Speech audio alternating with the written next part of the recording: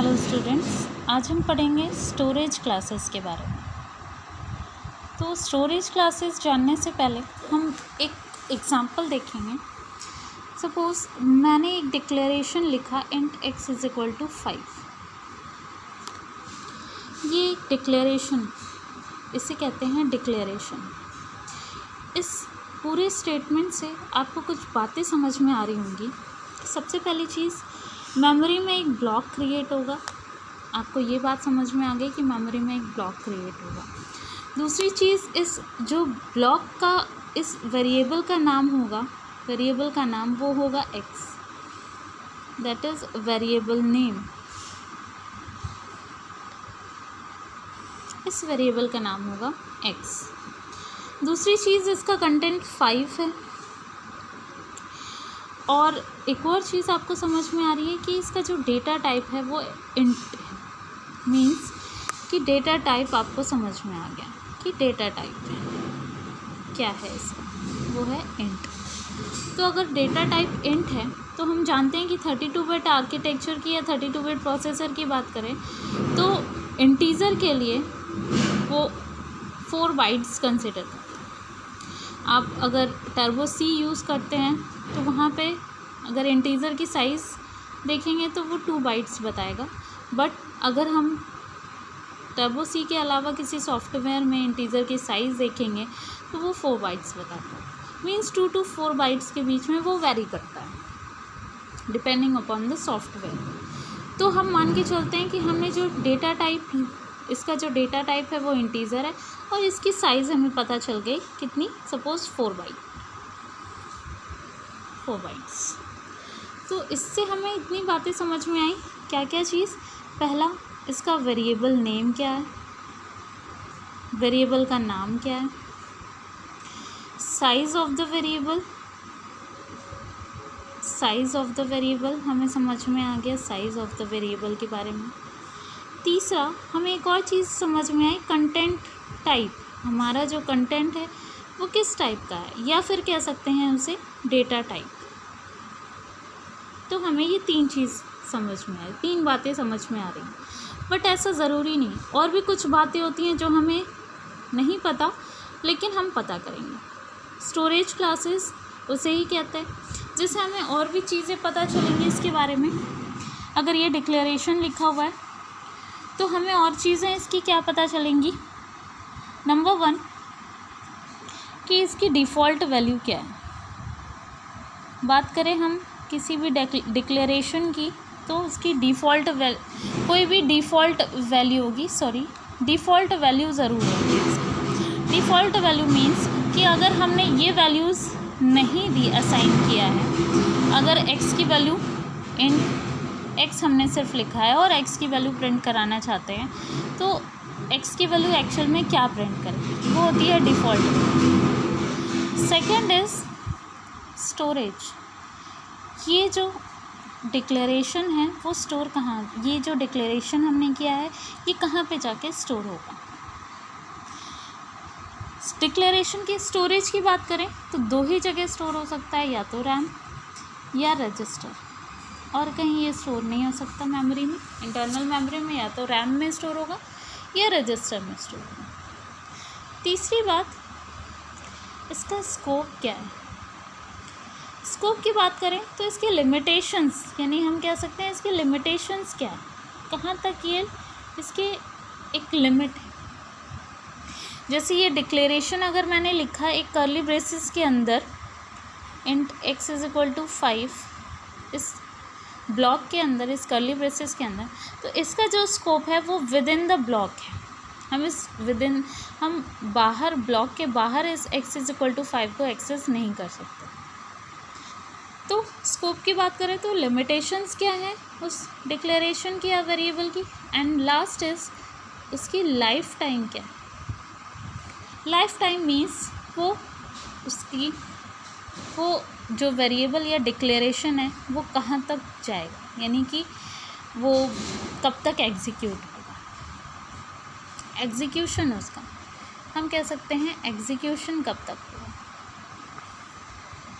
तो ये 4 चीज़ें भी हम एक वेरिएबल डिक्लेरेशन के बारे में जानते हैं, और यही 4 चीज़ें स्टोरेज क्लासेस कहलाती हैं। Storage classes basically, storage classes जो होते हैं वो बेसिकली 4 टाइप्स के होते हैं। Number 1 is automatic storage class, second is register storage class, third one is static storage class, and fourth one is external. तो बात करें सबसे पहले हम ऑटोमेटिक की, तो अगर कोई भी डिक्लेरेशन इस तरीके से लिखा है int x is equal to 5, या सिर्फ int x, ये वैल्यूज़ नहीं दी हुई है, सिर्फ लिखा है int x, जिसके आगे कोई कीवर्ड, यहाँ पे कोई कीवर्ड यूज़ नहीं हो रहा है, वो as a automatic storage class की तरह ट्रीट किया जाएगा। और या उसके आगे ऑटो कीवर्ड यूज़ किया गया हो, int x लिखा गया हो, तो भी ये ऑटोमेटिक स्टोरेज क्लास की तरह ट्रीट किया जाएगा। इन दोनों में कुछ डिफरेंस नहीं है। अगर आपकी किसी वेरिएबल डिक्लेरेशन के आगे ऑटोमेटिक नहीं लिखा है तो भी वो एज अ ऑटोमेटिक ट्रीट किया जाएगा, और अगर ऑटो कीवर्ड यूज़ किया गया है तो भी वो डिक्लेरेशन ऑटोमेटिक की तरह ट्रीट किया जाएगा।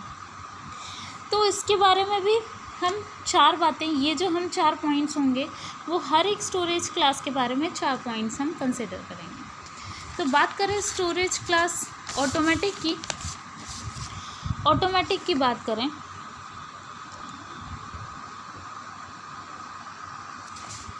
ऑटोमेटिक के लिए नंबर 1, इसमें जो कीवर्ड्स यूज़ किया जाता है वो होता है ऑटो कीवर्ड यूज़ किया जाता है,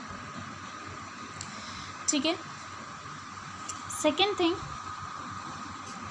इसका जो डिफ़ॉल्ट वैल्यू इसकी होगी, इसकी जो डिफ़ॉल्ट वैल्यू होगी वो होगी गार्बेज। इसकी जो डिफ़ॉल्ट वैल्यू होगी वो होगी गार्बेज। गार्बेज मीन्स कि अननेसेसरी जो भी डेटा, वेस्ट डेटा पड़ा होगा मेमोरी में, वो इससे प्रोवाइड कर दिया जाए, that is called garbage. Garbage value, default value automatic की गार्बेज होती है। थर्ड पॉइंट, इसका जो स्कोप होगा, स्कोप की बात करें तो अगर हम एक मेन फंक्शन है, मेन फंक्शन के अंदर हमने कुछ variable int x is equal to 2 define किया, फिर इसके बाद हमने क्या किया, कर्ली ब्रेसेस लगाया, int x is equal to 5 declare किया, printf %d x किया, कर्ली ब्रेसेस। तो इसका जो स्कोप है x इज इक्वल टू 5, ये एक लोकल वेरिएबल डिक्लेरेशन, तो इसका जो स्कोप होगा वो विद इन द ब्लॉक होगा। या एक फंक्शन के अंदर अगर हम किसी वेरिएबल को डिक्लेयर करते हैं तो उसका scope with in the function कहलाता है। तो अगर हम बात करें इस ऑटोमेटिक की स्कोप की, तो विद इन द ब्लॉक हम कह सकते हैं इसका जो स्कोप होगा वो विद इन द ब्लॉक, जिस ब्लॉक में ये लिखा गया होगा उसी ब्लॉक में इसका स्कोप होगा। लाइफ टाइम की बात करें, लाइफ टाइम की बात करें तो ये कब तक एग्जीक्यूट होगा, अगर हम कहें कि ये डेटा, ये वेरिएबल डिक्लेरेशन जो है वो कब तक एग्जीक्यूट होगा, तो उसका लाइफ हो जाएगा till the execution of the block in which it is declared. Till the execution of the block, जब तक ये ब्लॉक एग्जीक्यूट होगा जिसमें ये डिक्लेयर किया गया है, तब तक इसका लाइफ टाइम होगा। Till the execution of the block, till the execution of block, इस ब्लॉक के एग्जीक्यूशन तक ही इसका लाइफ टाइम रहेगा। तो 4 या 5 चीज़ें हमें इसके बारे में पता चल गई कि सबसे पहले इसमें कीवर्ड क्या यूज़ करेंगे, डिफ़ॉल्ट वैल्यू क्या होगी इसकी, स्कोप हो गया, लाइफ टाइम। हमें एक और चीज़ इसके बारे में जाननी है कि इसका स्टोरेज कहाँ होगा, ये कहाँ जाके स्टोर होगा, रैम में कि रजिस्टर में। तो ऑटोमेटिक डिक्लेरेशन जिसे भी ऑटोमेटिकली डिक्लेयर किया जाता है वो स्टोर होते हैं रैम में, यानी कि इंटरनल मेमोरी में। ठीक है, नेक्स्ट की बात करें तो next is register storage class. Register storage class की बात करें तो when a variable is declared as register variable, जब भी किसी वेरिएबल को हम as a register variable declare करेंगे तो it is stored in register instead of memory. तो सबसे पहली चीज़ कि ये जो डेटा होगा या डिक्लेरेशन होगा ये स्टोर किया जाएगा रजिस्टर में। आप यहाँ पे देख रहे हैं कि एग्जांपल में ऑटो इंट ए लिखा हुआ है, इट मीन्स कि ये रैम में स्टोर होगा, ऑटोमेटिक वेरिएबल है। रजिस्टर लिखा हुआ है इसके आगे, इस डिक्लेरेशन के आगे, यानी कि ये जो इंट बी है ये जाके स्टोर होगा रजिस्टर। ठीक है, तो पहली चीज़ कि रजिस्टर स्टोरेज क्लासेस में कि जो भी डेटा डिक्लेरेशन होता है वो रजिस्टर में जाके स्टोर होता है। And these variables are faster to access than a normal variable. Registers में स्टोर करने का मतलब है कि जो भी डेटा रजिस्टर में स्टोर किया जाता है वो in the form of bits store किया जाता है एंड उनका एक्सेस टाइम जो होता है वो बहुत ही कम होता है। एक्सेस टाइम कम होने की वजह से they are much faster than a normal variable.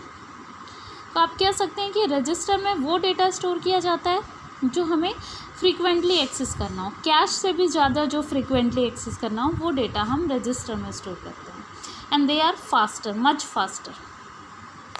तो जो भी डेटा रजिस्टर में स्टोर होगा वो डेटा हम फास्टली एक्सेस कर सकेंगे और वो डेटा रजिस्टर में स्टोर हो जाएगा।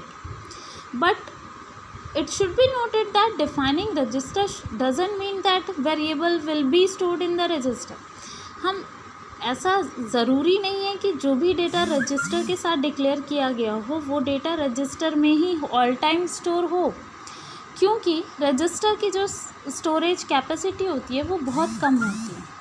तो रजिस्टर में वही डेटा स्टोर कर सकते हैं हम जो डेटा हमें बहुत जल्दी एक्सेस करना हो, फास्टली एक्सेस करना हो, या डेटा अगर उस रजिस्टर में स्टोरेज कैपेसिटी होगी तो डेटा उसमें जाके स्टोर होगा उसके इम्प्लीमेंटेशन एंड हार्डवेयर के रिक्वायरमेंट के अकॉर्डिंग।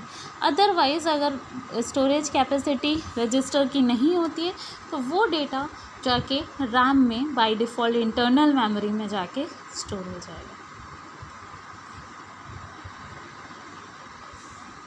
तो इसके बारे में भी कुछ बातें पता चलती हैं कि नंबर 1 इसका जो कीवर्ड होगा, रजिस्टर स्टोरेज क्लास जो डिक्लेयर किया जाएगा उसका जो कीवर्ड होगा वो रजिस्टर कीवर्ड यूज़ करेंगे, पहली चीज़। दूसरा, इसकी जो डिफ़ॉल्ट वैल्यू होगी इसकी भी डिफ़ॉल्ट वैल्यू गार्बेज होती है। थर्ड थिंग इज़ ये जो भी डेटा हम स्टोर करेंगे वो डेटा जाके इस रजिस्टर में स्टोर होगा। फोर्थ वन इज़ इसका स्कोप जो होगा like auto with in the block होगा, एक ब्लॉक के अंदर ही इसका एग्जीक्यूशन भी कह सकते हैं या इसका स्कोप भी विद इन द ब्लॉक होगा। एंड अगर बात करें लाइफ टाइम की तो इसका भी life time same as automatic होगा, यानी till the execution of block in which it is declared. उस ब्लॉक के एग्जीक्यूशन तक रहेगा जब तक जिसमें वो डिक्लेयर्ड किया गया। तो नेक्स्ट हम आते हैं स्टैटिक स्टोरेज क्लासेस में। स्टैटिक स्टोरेज क्लासेस की बात करें तो ये भी एक ऐसा स्टोरेज क्लास है जिसमें इसकी डिफ़ॉल्ट वैल्यू होती है 0, यानी कि अगर हम किसी वेरिएबल को वैल्यू असाइन नहीं करते हैं, इनिशियलाइज नहीं करते हैं, तो उसकी जो डिफ़ॉल्ट वैल्यू होगी वो होगी 0। सेकेंड थिंग इज़ इसमें जो कीवर्ड यूज़ होता है वो स्टैटिक कीवर्ड यूज़ होता है। अब स्टैटिक का मतलब क्या होता है आइए हम देखते हैं स्टैटिक क्यों यूज़ किया। आपके सामने एक एग्जांपल दिखाई दे रहा होगा, आप इस एग्जांपल से देख सकते हैं कि हमने एक डिस्प्ले नाम का एक फंक्शन बनाया जिसका रिटर्न टाइप वॉइड है एंड जिसके पास कोई आर्ग्यूमेंट नहीं है। Function with no argument and no return. आपने मेन फंक्शन में 4 डिस्प्ले नाम के फंक्शन को 4 बार कॉल किया है। जब जैसे ये फंक्शन कॉल होगा ये फंक्शन डेफिनेशन के पास आएगा, static int x is equal to 0, x की वैल्यू 0 है यहाँ पे, एक्स प्लस प्लस यानी कि पोस्ट इंक्रीमेंट यूज़ किया गया है, तो एक्स की वैल्यू यहाँ पे 0 होगी। But after this execution, after this processing जब प्रिंट कराएंगे तो वैल्यू एक्स की आपको 1 मिलेगी। तो आपने जब पहला फंक्शन डिस्प्ले फंक्शन पहली बार कॉल हो रहा था तो उसकी जो वैल्यू आई वो 1 आ गई और ये वैल्यू 1 रिटर्न कर देगा डिस्प्ले फंक्शन। अब फिर से ये फंक्शन फिर से कॉल हो रहा है, फिर से इसके पास आएगा, इस फंक्शन डेफिनेशन के पास x is equal to 0, x plus plus यानी x की वैल्यू 1 एंड प्रिंट करेगा x। अगर ये स्टैटिक नहीं लगाते हैं, स्टैटिक कीवर्ड का हम यूज़ नहीं करते हैं, तो हर बार जो है कि वो वैल्यू को हर बार इनिशियलाइज़ करेगा और हर बार जो आउटपुट आएगा वो जितने बार भी आप प्रिंट कराएंगे हर बार आउटपुट 1 1 1 1 आएगा। बट आपने अगर यहाँ पे स्टैटिक कीवर्ड यूज़ किया हुआ है, इट मीन्स कि जो भी हमारी वैल्यू है हमने एक बार इनिशियलाइज़ कर दिया एंड वो till the end of the program वो वैल्यू हमारे पास प्रिजर्व रहेगी till the end of the program. It means कि एक बार फंक्शन की वैल्यू 1 आ गई, फिर से कॉल होगा तो हमारे पास 1 वैल्यू प्रिजर्व रहेगी। ये 1 वैल्यू फिर से इसके पास जाएगी, एक्स प्लस प्लस यानी कि पोस्ट इंक्रीमेंट होगा और जब वैल्यू प्रिंट करेगा तो एक्स की वैल्यू 2 हो जाएगी और सेकेंड डिस्प्ले फंक्शन को वैल्यू जो रिटर्न होगी वो 2 रिटर्न होगी, ये 2 हो जाएगा। फिर से जब डिस्प्ले फंक्शन कॉल होगा तो डिस्प्ले फंक्शन की वैल्यू 2 प्रिजर्व्ड वैल्यू लेगा एंड 2 प्लस प्लस करेगा एंड जब प्रिंट होगा तो वैल्यू 3 आएगी, 3 रिटर्न कर देगा। इस तरीके से हर बार वैल्यू जो होगी वो एक इंक्रीमेंट होगी, क्योंकि आपके पास जो वैल्यू आपने प्रीवियस वैल्यू जो थी वो आपने रिजर्व कर ली थी till the end of the program. तो स्टैटिक की ये क्वालिटी है कि वो एक बार वैल्यू को इनिशियलाइज़ करता है एंड हर बार के लिए वो प्रिजर्व कर लेता है till the end of the program. इसीलिए इसकी डिफ़ॉल्ट वैल्यू 0 होती है एंड इसमें कीवर्ड स्टैटिक यूज़ किया जाता है। इसका scope with in the function होता है।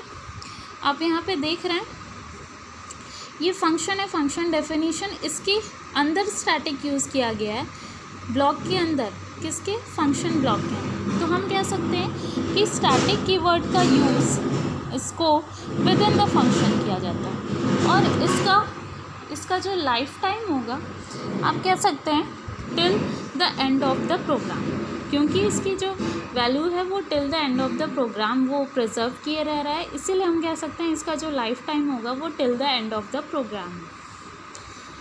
नेक्स्ट इज ग्लोबल और एक्सटर्नल। आप इसे ग्लोबल स्टोरेज क्लास भी कह सकते हैं या एक्सटर्नल स्टोरेज क्लास भी कह सकते हैं। A variable that is declared outside the function is called as global। अगर ग्लोबल की बात करें तो जो भी functions outside the function declare किए जाते हैं उन्हें कहते हैं हम ग्लोबल वेरिएबल्स। फॉर एग्ज़ाम्पल, अगर मैंने कोई एक वैल्यू हैश इंक्लूड लाइन के बाद हैश इंक्लूड stdio.h के बाद मैंने एक लाइन लिखी and x is equal to 5 main function, और मैंने इसके अंदर लिख दिया printf %d x। तो आप देख रहे हैं कि आपने यहाँ पे कोई वैल्यूज़ मेन के अंदर कोई वैल्यू x की डिफ़ाइन नहीं की है, बट आपने मेन फंक्शन के ऊपर एक वैल्यू x की डिफ़ाइन की है।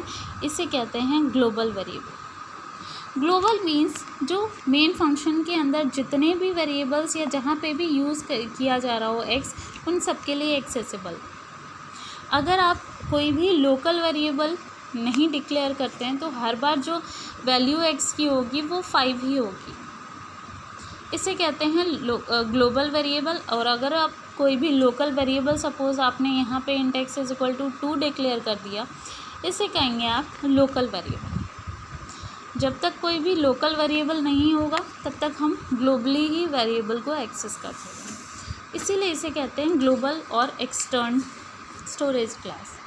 जो भी वेरिएबल आउटसाइड द फंक्शंस, किसी भी फंक्शन के बाहर डिक्लेयर किए जाते हैं, वो सबके लिए एक्सेसिबल होते हैं, उन्हें कहते हैं global variables. These variable are accessible by all the functions in a program, and global variables can be accessed by other C programs using external keyword। हमें पता चल गया कि ग्लोबल वेरिएबल्स जो होते हैं वो accessible by all the functions in a program, but हम इन ग्लोबल वेरिएबल्स को अदर प्रोग्राम में भी यूज़ कर सकते हैं बाय यूजिंग एक्सटर्नल कीवर्ड। आइए देखते हैं कैसे। और एक और चीज़, the default value of an external variable is zero. Static की तरह इसकी भी डिफ़ॉल्ट वैल्यू ज़ीरो होती है। फॉर एग्ज़ाम्पल, एक हमने फ़ाइल बनाई फाइल 1.c, एक फ़ाइल हमने बनाई फाइल 2.c। आप यहाँ देख रहे हैं हैश इंक्लूड stdio connew, हमने फाइल हेडर फाइल से ऐड की। इसके बाद एक ग्लोबल वेरिएबल डिक्लेयर किया int x is equal to 10। Void function, एक फंक्शन बनाया जिसका रिटर्न टाइप वॉइड है, पैरामीटर्स भी वॉइड है इसमें। इस फंक्शन के अंदर हमने x ++ किया एंड प्रिंट कर दिया x की वैल्यू। तो आप देख सकते हैं x की वैल्यू 10 है।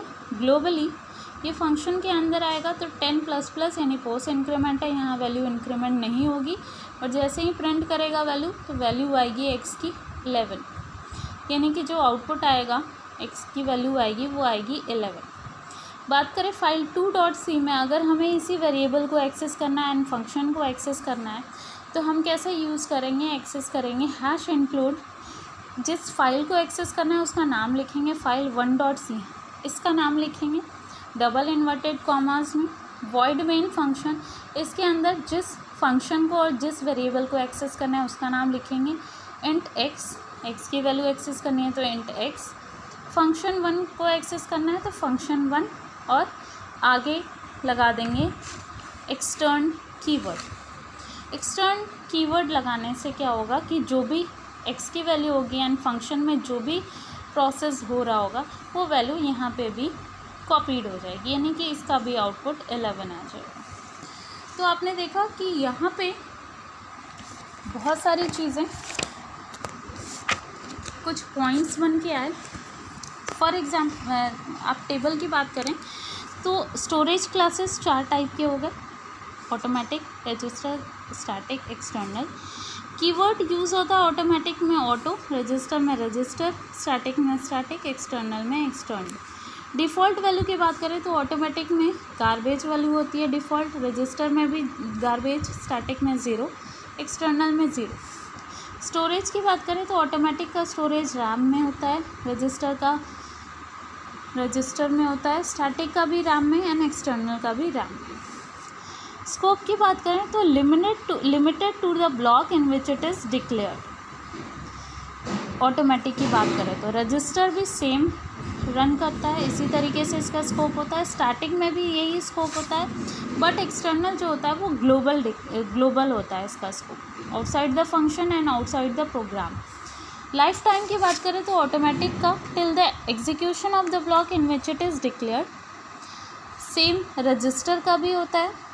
स्टैटिक की बात करें till the end of the program, external की बात करें तो आउटसाइड द प्रोग्राम भी इसका लाइफ टाइम हो सकता है।